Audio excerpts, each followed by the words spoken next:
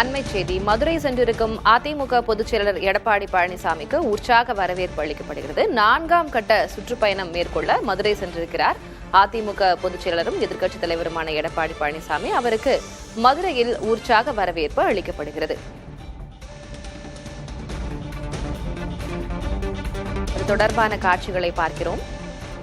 மேட்டுப்பாளையத்திலிருந்து தனது பிரச்சார பயணத்தை தொடங்கியிருந்தார் எடப்பாடி பழனிசாமி. தற்போது தனது 4ஆம் கட்ட சுற்றுப்பயணத்தை தொடங்கியிருக்கிறார். அதனை மேற்கொள்ள மதுரைக்கு சென்றிருக்கிறார். அங்கே மதுரை மக்கள் அவருக்கு உற்சாக வரவேற்பு அளிப்பதை பார்க்கிறோம்.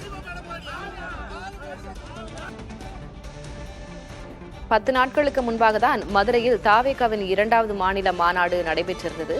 அதில் ஏறத்தாழ அதிமுகவிற்கு எதிர் நிலைப்பாட்டை அறிவித்திருந்தார் தமிழக வெற்றிக் கழகத்தின் தலைவர் விஜய். இந்நிலையில் அதற்கெல்லாம் பதிலளிக்கும் விதமாகவும் திமுகவை எதிர்க்கும் விதமாகவும் தனது 4ஆம் கட்ட சுற்றுப்பயணத்தை மதுரையில் மேற்கொண்டிருக்கிறார் அதிமுக பொதுச் செயலர் எடப்பாடி பழனிசாமி. இதற்கெல்லாம் என்ன பதில் வழங்கப் போகிறார், பிரச்சார பயணத்தில் என்னென்ன திட்டங்களை முன்னெடுக்கப் போகிறார் என்பது குறித்த எதிர்பார்ப்பும் இருக்கிறது.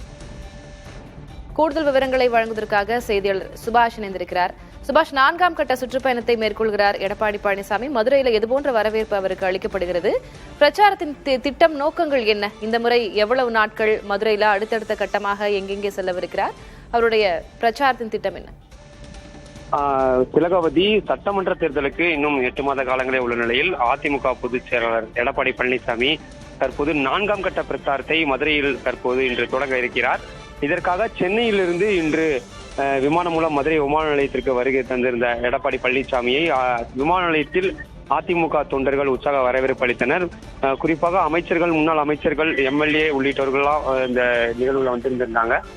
தற்போது இந்த மதுரை விமான நிலையத்திலிருந்து சாலை மார்க்கமாக சிந்தாமணி பகுதியில் உள்ள இந்த தனியார் விடுதியில் ஓய்வு எடுக்கிறார். தொடர்ச்சியாக 3:30 மணிக்கு மேல் அங்கிருந்து புறப்பட்டு அவுனியாபுரத்தில் உள்ள இந்த வாடிவாசல் ஜல்லிக்கட்டு நடைபெறும் வாடிவாசல் பகுதியில் அந்த ஜல்லிக்கட்டு பேரவை சார்பாக வரவேற்பு அளிக்கப்பட இருக்கிறது. அதை இந்த திருப்பங்குன்றம் சட்டமன்ற உறுப்பினர் ராஜன் செல்லப்பா தலைமையில் நடத்தப்படுகின்றன.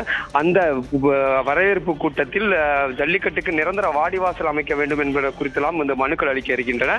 தொடர்ச்சியாக 4ஆம் கட்ட பிரச்சாரம் முதல் பிரச்சாரமாக மதுரையில் திருப்பரங்குன்றம் 14 மண்டபம் முன்பாக நடத்த திட்டமிடப்பட்டிருக்கிறது. 5 மணிக்கு அந்த பிரச்சாரம் முடிவடையும் என எதிர்பார்க்கும் நிலையில் தொடர்ச்சியாக திருமங்கலம் சட்டமன்ற தொகுதிகளிலும் எடப்பாடி பழனிசாமி இந்த பிரச்சாரத்தை தொடங்குகிறார். தொடர்ச்சியாக திருச்சூடி சென்று 4 நாட்களுக்கு இங்க மதுரை தங்கியிருந்து இந்த பிரச்சாரத்தை தொடங்குகிறார்.